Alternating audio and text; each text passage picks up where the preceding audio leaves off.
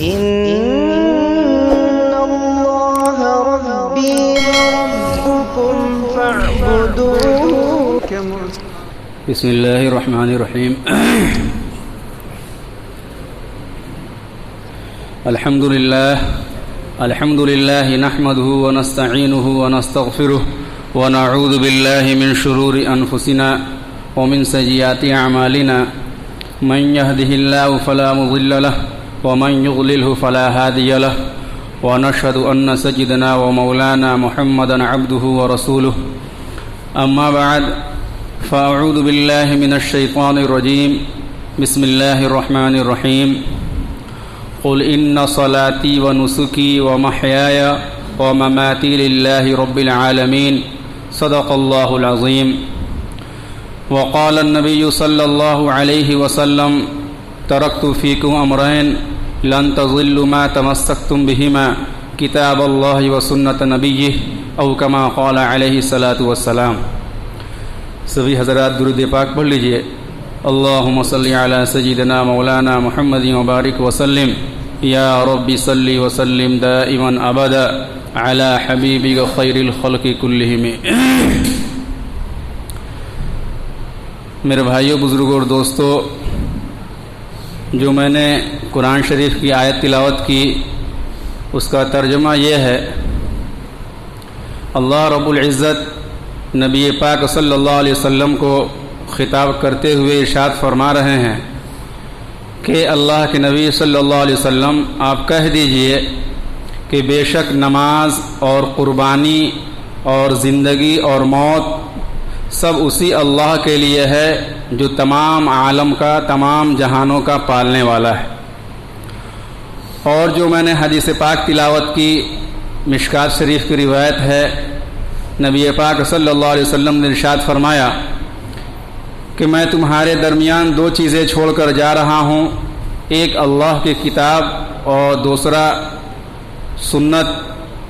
جب تک تم ان دو چیزوں کو مضبوطی سے پکڑے رہو گے، یعنی اس پر پورا کا پورا عمل کرتے رہو گے، تو آخرت تو بنے گی ہی بنے گی، اس دنیا کے اندر بھی کبھی رسوا اور ذلیل نہیں ہو سکتے. میرے بھائیوں، بزرگوں اور دوستو، اللہ رب العزت نے انسانوں کو اس دنیا کے اندر ایک مقصد دے کر بھیجا ہے، اور وہ مقصد کیا ہے کہ صرف اور صرف اللہ کی عبادت کی جائے.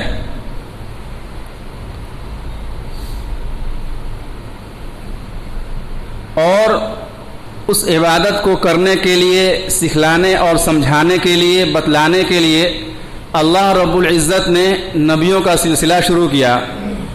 اور سب سے پہلے نبی حضرت آدم علیہ السلام تشریف لائے، اور سلسلہ چلتا رہا. ہر زمانے میں نبی آتے رہے، ہر قوم میں نبی اور رسول اللہ تبارک و تعالیٰ بھیجتا رہا، اور وہ لوگ یہی اپنے لوگوں کو، اپنے قوم کے لوگوں کو بتلاتے رہے کہ اللہ کی عبادت کیسی کی جائے کہ جس سے اللہ رب العزت راضی اور خوش ہو جائے. یہ زندگی کا مقصد ہے. پھر ہم سب کے آخری نبی حضرت محمد صلی اللہ علیہ وسلم تشریف لے کر آئے، جو آخری نبی ہیں، قیامت تک کوئی نیا نبی نہیں آئے گا. انہوں نے بھی اس بات کو بتلایا اور سمجھایا کہ انسانوں کا دنیا کے اندر پیدا ہونے کا مقصد صرف اور صرف اللہ کی عبادت ہے. ہمارے ذہنوں میں کیا ہے کہ اللہ کی عبادت صرف نماز، روزہ، حج اور زکوٰۃ ہے، قرآن کی تلاوت ہے. میرے بھائیوں، بزرگوں اور دوستو، یہ تو اللہ کی عبادت ہے ہی، لیکن ہر وہ کام جو شریعت کے دائرے میں رہ کر کی جائے، تجارت ہو، بزنس ہو، کوئی لین دین ہو، کھیتی باڑی ہو، پڑھائی لکھائی ہو، کوئی بھی کام، شادی بیاہ ہو، جو بھی کوئی کام ہے ہماری زندگی کا، یہاں تک کہ کھانا پینا، لیٹنا، سونا، بیت الخلا یعنی ٹوائلٹ جانا، اگر یہ تمام چیزیں شریعت کے دائرے میں ہم کریں گے تو یہ تمام چیزیں بھی عبادت ہے. عام طور سے ہمارے ذہنوں میں ان کا عبادت ہونا نہیں آتا ہے.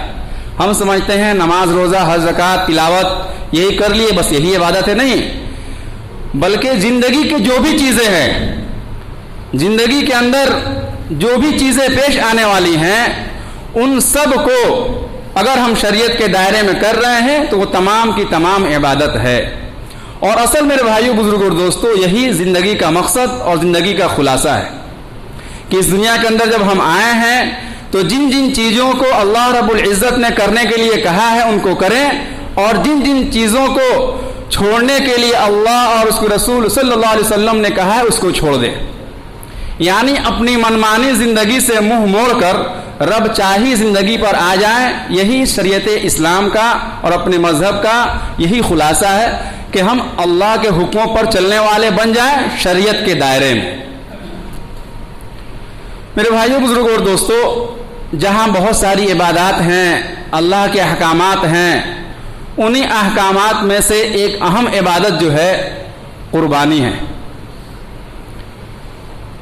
اور وہ ذی الحجہ کے مہینہ جو اسلام کا اسلامک سال ہے وہ اسلامی سال کا آخری مہینہ ہوتا ہے۔ ذی الحجہ جو ہے یہ آخری مہینہ ہے، یہ سال اب ختم ہوگا اور اس کے بعد محرم کا مہینہ شروع ہوگا۔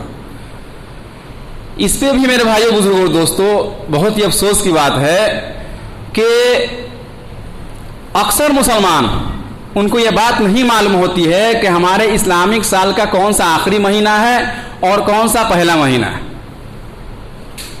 بچہ جانتا ہے کہ جنوری پہلا مہینہ اور دسمبر آخری اور لاسٹ مہینہ، لیکن جس مذہب کو ہم ماننے والے ہیں، جس مذہب پر ہم چلنے والے ہیں، اس مذہب کے بارے میں ہمیں کچھ نہیں پتا۔ یہ بہت ہی افسوس کی بات ہے۔ اس لیے اس بات کو بھی اپنے ذہنوں میں بیٹھا لیں کہ کم سے کم اسلامی مہینہ ہمیں یاد ہونا چاہیے، اسلام کی ہسٹری کچھ نہ کچھ ہمیں جانکاری ہونی چاہیے۔ تو میرے بھائیوں بزرگوں دوستوں، بات چل رہی تھی کہ جہاں اللہ کی بہت ساری عبادات ہیں ان میں سے ایک عبادت ہے قربانی، جو اسی ذی الحجہ کے مہینے کے 10ویں تاریخ کو کی جاتی ہے، اور پھر قربانی کرنے کے 3 دن ہیں، یا تو 10 یا 11 یا 12۔ تو میرے بھائیوں بزرگوں دوستو، یہ بھی جو ہے اللہ رب العزت نے ایک بہت بڑے امتحان کے بعد لوگوں کو دیا، اور امتحان کیا تھا؟ ابراہیم علیہ السلام بوڑھے ہو گئے تھے، تقریباً 84 سال کے آس پاس کی ان کی عمر تھی، ان کے یہاں کوئی اولاد نہیں۔ تو انہوں نے اللہ رب العزت سے دعا کی کہ اللہ مجھے نیک صالح، ربی حبلی من الصالحین، یعنی مجھے نیک صالح اولاد عطا فرما۔ تو اللہ رب العزت ان کی دعا قبول کی اور انہیں اسماعیل علیہ السلام کی شکل میں ایک اولاد دی۔ تو اللہ رب العزت نے ان کا امتحان لینا چاہا۔ یہ دنیاوی زندگی میرے بھائیوں بزرگوں اور دوستو یہ ساری کی ساری امتحانات سے بھری ہوئی ہے۔ سب کچھ صبح سے لے کر شام تک ہر چیز میں 2 آپشن نظر آتے ہیں، ایک صحیح ایک غلط۔ اب ہمارا دل اور دماغ کس چیز کو فیصلہ کرتا ہے؟ صحیح کو لیتا ہے یا غلط کو لیتا ہے؟ صحیح کو لے گا تو اللہ رب العزت راضی اور خوش ہوں گے اور اس کے بنا پر ہمیں جنت عطا کریں گے، اور اگر غلط آپشن کو لیتا ہے تو اللہ رب العزت ناراض ہوں گے اور اس کے بنا پر ہمیں جہنم میں ڈال دیں گے۔ تو میرے بھائیوں بزرگوں اور دوستو، اللہ رب العزت نے ابراہیم علیہ السلام کو آزمانا چاہا اور کہا کہ اپنی سب سے پیاری چیز کو قربان کرو۔ لمبا واقعہ ہے، میں مختصر بتانا چاہ رہا ہوں۔ تو انہیں سمجھ میں آ گیا کہ میری پیاری چیز جو ہے یہ اسماعیل علیہ السلام ہے، ان کو قربان کرنے کے لیے لے کر چلے گئے۔ میرے بھائیوں بزرگوں اور دوستو،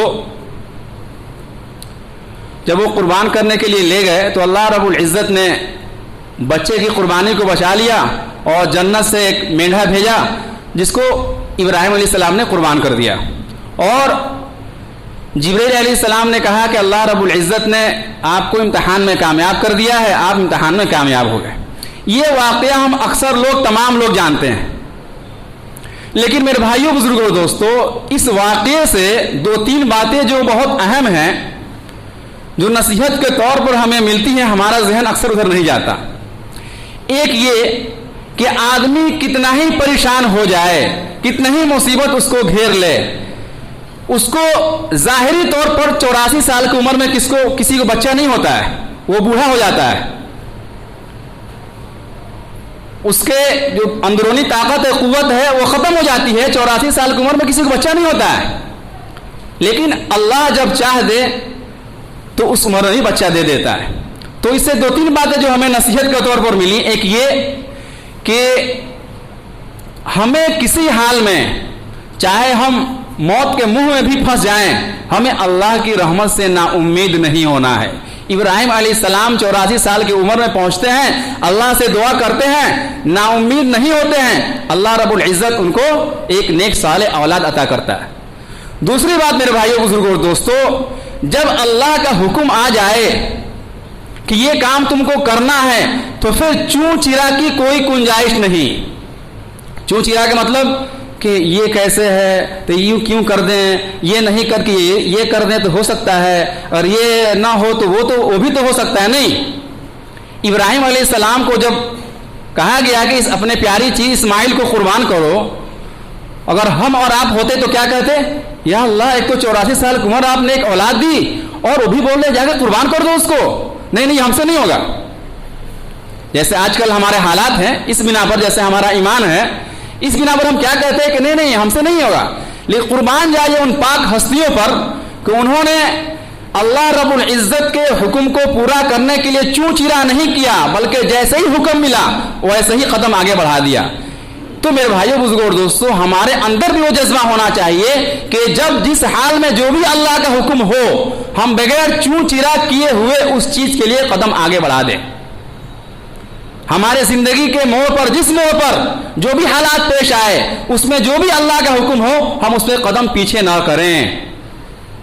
ایک تو یہ ملا نصیحت کہ ہم کتنوں ہی پریشانی اور مصیبت میں گھر جائیں اور چاہے موت کے منہ میں پہنچ جائیں، اللہ کی رحمت سے نا امید نہیں ہونا ہے۔ جیسے ابراہیم علیہ السلام نا امید نہیں ہوئے، 84 سال کی عمر میں ان کو اللہ رب العزت نے نیک صالح اولاد عطا فرمائی۔ دوسرا یہ کہ اللہ کا جب حکم ہو، جس حال میں ہو، ہم کو چوں چرا نہیں کرنا ہے، ہم کو چوں چرا نہیں کرنا ہے۔ جیسے ابراہیم علیہ السلام نے اپنے اولاد کی قربانی کے لیے چوں چرا نہیں کیا۔ اور میرے بھائیوں بزرگوں اور دوستو، جب اللہ رب العزت نے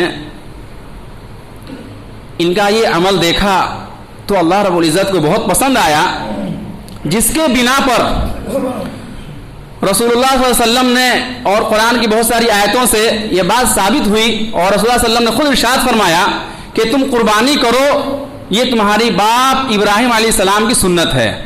اب یہاں پہ ایک سوال پیدا ہوتا ہے کہ ہم تو نبی پاک صلی اللہ علیہ وسلم کے امتی ہیں، نبی پاک صلی اللہ علیہ وسلم کو ماننے والے ہیں، اور ہر نبی کو الگ الگ احکام دیے گئے تھے، ہر نبی کا اپنا الگ الگ قانون ہوتا تھا، اللہ رب العزت ہر ایک کو الگ الگ دیا کرتے تھے۔ تو جب ہم نبی کے امتی ہیں تو ابراہیم علیہ السلام کی بات کو کیوں مانیں؟ ہم کو تو نبی پاک صلی اللہ علیہ وسلم کی بات کو ماننا ہے۔ تو میرے بھائیوں بزرگوں اور دوستوں، اس کا جواب یہ ہے کہ ہم نبی پاک صلی اللہ علیہ وسلم کی ہی بات کو مان رہے ہیں۔ یہ عمل اگرچہ ابراہیم علیہ السلام کا ہے، لیکن اس عمل کو کرنے کے لیے ہمیں نبی پاک صلی اللہ علیہ وسلم نے حکم دیا ہے، اس وجہ سے ہم مان رہے ہیں۔ تو میرے بھائیوں بزرگوں اور دوستو، یہ قربانی کا مہینہ چل رہا ہے، قربانی کے دن شروع ہو گئے ہیں، اور ان دنوں کی بہت زیادہ فضیلت ہے۔ اس میں آدمی اللہ کی عبادت کرے، راتوں کو عبادت کرے، اور اس کے علاوہ میرے بھائیوں بزرگوں اور دوستو، قربانی آدمی خوشی خوشی کرے۔ اور قربانی کا مسئلہ کیا ہے، انشاءاللہ ایک جمعہ اور باقی ہے، اور بھی کچھ باتیں ہوں گی انشاءاللہ، مختصراً آدمی سنے، اور اگلے جمعے کو انشاءاللہ بات ہوگی۔ قربانی کس کے اوپر ضروری ہے؟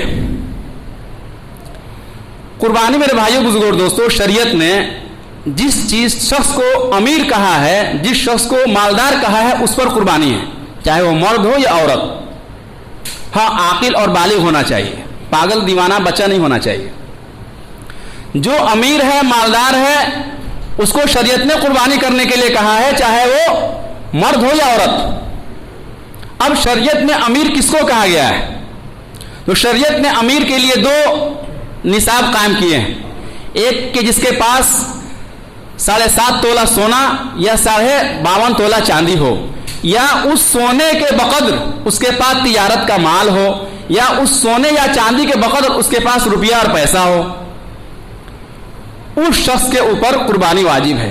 اب ان دونوں میں سے کس کا نصاب دیکھا جائے گا؟ دو آپشن ہیں، علماء نے لکھا ہے کہ اس میں سے جو کم ہوتا ہے اس کا نصاب سامنے رکھا جاتا ہے۔ تو سونا اور چاندی میں کم چاندی ہوتا ہے، تو 52.5 تولہ چاندی کا نصاب اس زمانے میں تقریباً ہوتا ہے 612 گرام کے آس پاس۔ 52.5 تولہ چاندی ہوا 612 گرام چاندی۔ 612 گرام چاندی قیمت کے اعتبار سے تقریباً آج میں نے ریٹ دیکھا تھا صبح، اس ریٹ کے حساب سے بیٹھ رہا ہے 38,000 روپے۔ کتنا؟ 38,000 روپے بیٹھ رہا ہے۔ تو جس شخص کے پاس بھی، اب 38,000 جس شخص کے پاس ہے وہ شریعت کے اندر کیا ہے؟ مالدار ہے۔ ہمارے نظر میں مالدار وہ ہے جس کے 5 تلہ بلڈنگ ہو، زمین جائیداد ہو اور نہ جانے کتنی گاڑیاں، اس کو امیر سمجھتے ہیں، لیکن نہیں، شریعت نے اس کو امیر مانا ہے جس کے پاس 52.5 تولہ یعنی 612 گرام چاندی کے آس پاس مالیت ہو، یا پیسے کے شکل میں ہو، یا زیورات کے شکل میں ہو، یا بزنس کوئی چیز وہ آدمی کر رہا ہے، اس بزنس کی قیمت اتنے پیسے میں پہنچتی ہو، وہ شخص شریعت کے اندر مالدار ہے، چاہے وہ عورت ہو یا مرد ہو، اس شخص کے اوپر قربانی کرانا واجب ہے۔ حدیث پاک میں نبی پاک صلی اللہ علیہ وسلم نے ارشاد فرمایا، من لم یستطیع فلم یضحی فلا یقربن مصلانا، جو شخص صاحب استطاعت ہو، او کما قال، جو شخص صاحب استطاعت ہو یعنی مالدار ہو، جس کے پاس گنجائش ہو اور قربانی نہیں کرتا ہے، تو اس کو حق نہیں ہے کہ وہ ہمارے عیدگاہ کے قریب بھی آئے، وہ مت آئے ہمارے عیدگاہ کے قریب۔ اتنے سخت الفاظ نبی پاک صلی اللہ علیہ وسلم نے ارشاد فرمایا۔ اس لیے میرے بھائیو، بزرگوں اور دوستو، ہم جہاں بہت ساری عبادات اللہ تعالیٰ کرتے ہیں، اللہ کا شکر ہے اللہ اس کو قبول فرمائے، تو اس مہینے کی عبادت کیا ہے؟ جو سال میں ایک بار آتی ہے، قربانی۔ تو جس کے پاس بھی 52.5 تولہ چاندی یعنی 612 گرام یعنی 38,000 روپے آج کی ڈیٹ میں بیٹھ رہا ہے، جس کے پاس بھی ہو، اس کے اوپر قربانی واجب ہے۔ تو قربانی اس کو کرنا ہے، چاہے بڑے جانوروں نام لے یا چھوٹے جانوروں میں حصہ لے۔ دوسری بات میرے بھائیو، بزرگوں اور دوستو، ایک بات ہمارے ذہنوں میں کیا ہوتی ہے، مان لیے مثال کے طور پر گھر میں 5 آدمی ہیں، 4 آدمی ہیں، اگر صرف ایک آدمی کما رہا ہے، سارا پیسہ اسی کے پاس رہتا ہے، وہی مینٹین کرتا ہے، سب کچھ دیکھ ریکھ وہی کرتا ہے، اور کسی سے کوئی مطلب نہیں ہے، جب جس کو ضرورت پڑی اسے کچھ پیسہ لے لیا، بھائی خرچہ کے لیے دیجیے، یہ دیجیے، تو جو گھر کا گارجین ہے صرف وہی قربانی کر دے گا تو کافی ہو جائے گا۔ لیکن مان لیجیے گھر میں 5 آدمی ہیں، 5 بھائی ہیں، بیوی ہے، بچہ عاقل بالغ ہے، اس کے پاس اپنا بینک بیلنس ہے، 50,000 روپے پارچ کر چکا ہے، 38,000 کے اوپر ہے، بیوی ہے، اس کے پاس زیور ہے اور زیور کا مالک خود ہے، وہ اس کا زیور تقریباً 38,000 روپے کے آس پاس کا ہے۔ تو جن لوگوں کے پاس یہ مالیت بیٹھتی ہے، وہ گھر میں تمام لوگوں کے طرف سے قربانی کرنا ضروری ہوگا، واجب ہے۔ یہ ہمارے ذہن میں عام طور سے بات نہیں ہوتی ہے، گھروں میں کیا ہوتا ہے کہ ایک آدمی نام سے قربانی کر دیا جاتا ہے، سب کی طرف سے قربانی ہو گئی۔ میرے بھائیو، بزرگوں اور دوستو، نماز جیسے سب کے اوپر فرض ہے، ایک آدمی کے نماز پڑھ لینے سے پورے گھر کے طرف سے نماز ادا نہیں ہوتی ہے، اسی طریقے سے جو بھی اللہ کا حکم ہے وہ فردن ہے، جو اس کا مکلف ہوگا، جو اس حیثیت کو پہنچے گا، اس کو اسلام کے حکام کو ماننا ہے۔ ایسا نہیں کہ ہم نے گھر میں ایک آدمی نماز پڑھ لیا، اب گھر میں 5 آدمی تو 5 کو نماز پڑھنے کی ضرورت نہیں ہے۔ بہت سارے حضرات اس پر ایک حدیث پیش کرتے ہیں کہ ایک حدیث آتی ہے کہ صحابہ کرام پہلے ایک جانور اپنے گھر والوں طرف سے قربانی کر دیا کرتے تھے۔ میرے بھائیوں، بزرگوں اور دوستوں، علماء نے، محدثین نے لکھا ہے کہ جو صحابہ کرام قربانی کرتے تھے ان کے اوپر قربانی واجب نہیں تھی، تو غریب، بہت پیسے والے نہیں تھے، بہت غریب، اکثر غریب ہوا کرتے تھے، لیکن پھر بھی ثواب کو حاصل کرنے کے لیے نفلی، ان کے اوپر واجب نہیں تھا، نفلی قربانی وہ سب کی طرف سے کر دیا کرتے تھے۔ ہم بھی نفلی قربانی سب کی طرف سے کر سکتے ہیں، پورے 4 گھر والوں کی طرف سے کیا، پورے محلے کی طرف سے کر سکتے ہیں۔ حضور پاک صلی اللہ علیہ وسلم نے 2 قربانی کی ثواب پہنچانے کے لیے، ایک قربانی کی، 2 کھسی قربانی کی، حضور پاک صلی اللہ علیہ وسلم نے ایک قربانی کی کہ یہ میرے گھر والوں کی طرف سے، اور ایک قربانی کی یہ پورے امت کی طرف سے۔ اس کا کیا مطلب، قیامت تک کے لیے سارے امت سے قربانی ختم۔ وہ نفلی عبادت تھی، ثواب پہنچانے کا تھا، تو اس حدیث کے آڑ میں آپ ایسا کام مت، اس کا دوسرا مطلب ہے۔ تو مسئلہ یہ آیا کہ جس کے پاس بھی تقریباً 38,000 روپے ہے، 52.5 تولہ چاندی کے حساب کا، تو اس پر قربانی واجب ہے۔ اور رمضان میں کیا ہوتا ہے کہ نیا مال جس کے پاس آتا ہے، مان لیجیے کسی کے پاس پچھلا پیسہ نہیں تھا، کچھ بھی نیا مال اچانک آیا، تو اس پر سال گزرنا ضروری ہے۔ اگر کوئی شخص پیچھے سے مالدار چلا آ رہا ہے, کوئی نیا پیسہ آیا تو اس کو اس میں اٹیچ کر دیا جائے گا, اس پر سال گزرنا ضروری نہیں ہے.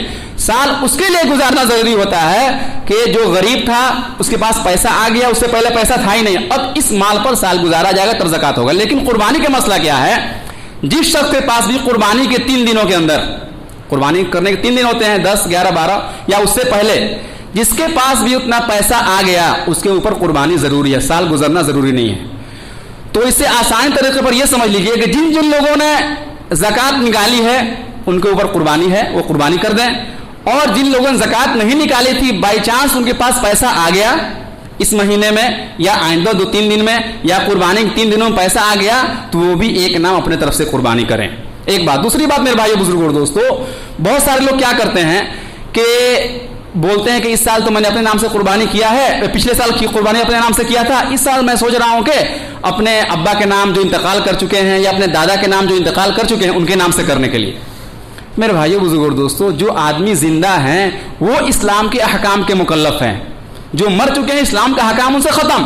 ہاں, اپنا فرض پہلے پورا کیجئے, اپنی عبادت کو پہلے پورا کرنے کے بعد اگر آپ کے پاس پیسہ بچتا ہے پھر اچھی بات ہے, اپنے ابا کے, اماں کے, دادا دانی, نانا نانی جس کے طرف سے چاہیے قربانی کیجئے, لیکن پہلے آپ کے اوپر فرض ہے, آپ کے اوپر واجب ہے اپنے احکامات کو پورا کرنے کے بعد دوسرے طرف رخ کیجئے. تو میرے بھائیو بزرگوں اور دوستو, یہ مختصر سی باتیں تھیں جو قربانی کے متعلق اور اس مہینے کے متعلق, کہ یہ کہ آدمی قربانی خلوص دل سے کرے, دکھلاوا یا کاری نہ کرے. دوسری بات کہ آدمی ایسا کوئی کام نہ کرے جس سے ہمارے غیر مسلم بھائیوں کو کوئی پریشانی ہو. اور آدمی, بہت سارے لوگ کیا کرتے ہیں قربانی کے فوٹو ڈالتے ہیں ادھر ادھر. میرے بھائی یہ سب ہرگز ڈالنے کی ضرورت نہیں ہے نا. اللہ کی عبادت ہے, اللہ کی عبادت جتنے آپ چھپا کر کریں گے اتنی اللہ راضی اور خوش ہوں گے. اور قربانی آدمی جب کرے تو اس کا جانور جو ہے خود ہی قربان کرے, خود ہی ذبح کرے. خود نہ ذبح کر پاتا ہو, نہ جانتا ہو تو دوسرے ذبح کرائے. تو 2-3 باتیں سمجھ میں آئیں. ایک یہ کہ اس متعلق کہ آدمی, جو ابراہیم علیہ السلام کا واقعہ تھا کہ اس میں آدمی جو ہے کسی حال میں اللہ سے ہمت نہ ہارے. دوسرا یہ کہ اللہ کا جو بھی حکم آ جائے اس میں چوں چیرا کیے بغیر اللہ کے حکم کو پورا کر دے. تیسری بات یہ کہ جب اللہ نے ہم کو حکم دے دیا تو خوش دلی سے ہم قربانی کریں, اس میں کوئی نہ اور نکو چوں چیرا نہ کریں. اللہ رب العزت سے دعا ہے کہ اللہ رب العزت ان باتوں کو عمل پر کرنے توفیق عطا فرمائے. وآخر دعوانا الحمدللہ رب العالمین. جو حضرات سنتیں نہیں پڑھیں سنت